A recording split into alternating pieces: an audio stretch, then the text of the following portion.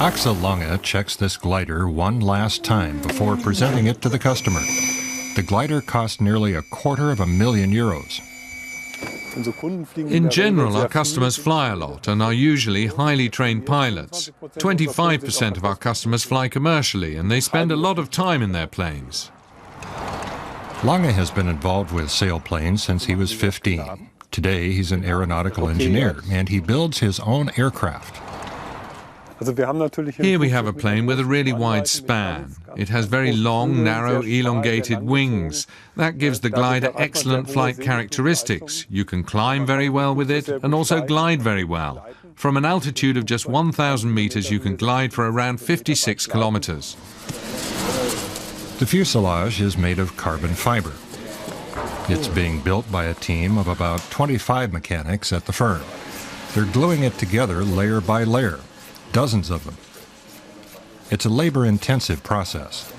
They produce just one sailplane a month. The shapes are basically all curved. If you want to try to produce these extremely difficult forms with robots, then the necessary computer programs and the robots as well would have to be very complex. It makes more sense to build them by hand, and it's cheaper too. Lange designs the gliders with the help of other engineers. When an aircraft is powered only by wind, weight is a major factor. That's why all gliders look so slim and sleek. In fact, they're so light that you can pick them up. This fuselage weighs just 50 kilograms. Every detail has to be right. For example, the holes for the cables on the wings. Most of the staff are experienced tradesmen, not aircraft builders. At some point, they fell in love with making planes, like master carpenter Michael Kimmler. We live in a fantastic era. 100 years ago, this was all still extremely adventurous. People really gave their best, but it often didn't work out very well. But today, we're witness to this wonderful time. The team builds around 200 different parts from composite fiber. 2 elements are glued together to make the tail rudder. Here you see the adhesion process. There's a molding separation process, and inside they're glued together again. The components all have to be mounted together. That takes place in this hangar.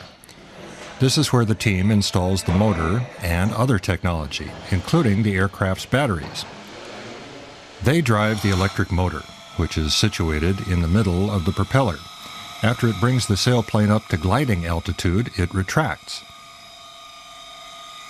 Electrical drives don't cause a lot of vibration, the upkeep on them is minimal, and they're very easy to service and operate. Final assembly looks simple. The wings are easily attached. That means the glider can be transported fairly easily by people who sailplane as a hobby and don't want to rent space in a hangar. The boss flies every plane himself first. To start, he climbs to around 2,000 meters. You have to watch closely to see the moment when the motor retracts.